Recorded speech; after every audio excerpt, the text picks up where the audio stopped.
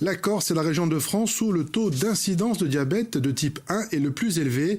À l'occasion de la journée mondiale du diabète demain, une de nos équipes a rencontré Anna. Elle a été diagnostiquée diabète de type 1 quand elle avait 8 ans. Alors comment vit-elle au quotidien avec la maladie? Quelle est la place des parents et des aidants? La réponse avec Amaëlle Brigne et Daniel Bansard. Au petit déjeuner, je prends un verre de jus d'orange, un Actimel et un fruit par exemple. Ça me fait 20, 30, 40, 45 grammes de glucides. Anna est atteinte du diabète de type 1 depuis ses 8 ans. Plusieurs fois par jour, elle doit vérifier son taux de glycémie dans le sang. Là, je suis un peu haute. Il faut que j'ajoute en fait de l'insuline au stylo parce que j'ai trop de sucre pour réguler quoi. À 15 ans, la maladie chronique fait partie de son quotidien. Mais elle voudrait être une adolescente normale avant tout.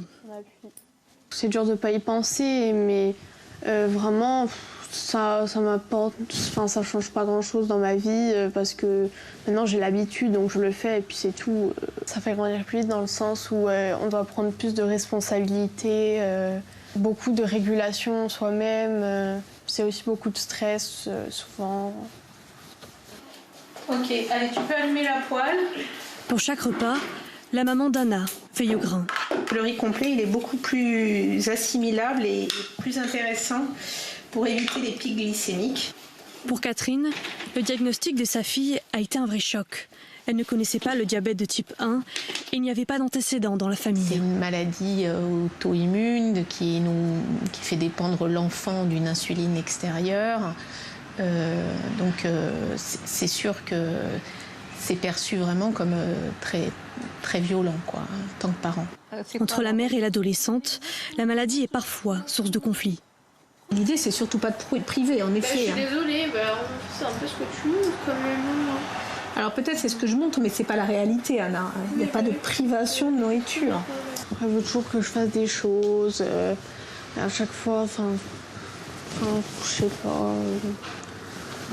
On fait ce qu'on peut, voilà, c'est ce qui peut expliquer aussi un peu des périodes un peu conflictuelles aussi. C'est tout ce qu'on voudrait nous apporter de notre place, tout ce qu'on peut faire en gros, et l'enfant qui dit mais non mais c'est moi qui suis malade et qui a à faire aussi avec ça. Donc à un moment c'est la place de chacun qui est questionnée. Mère et fille ont appris à faire avec. Malgré le poids de la maladie et au-delà de l'inquiétude parentale, Anna regarde vers l'avenir. J'ajoute que la 7e édition du Salon du diabète se tiendra demain à la salle polyvalente de Borg où de très nombreux professionnels seront présents ainsi qu'une vingtaine de stands.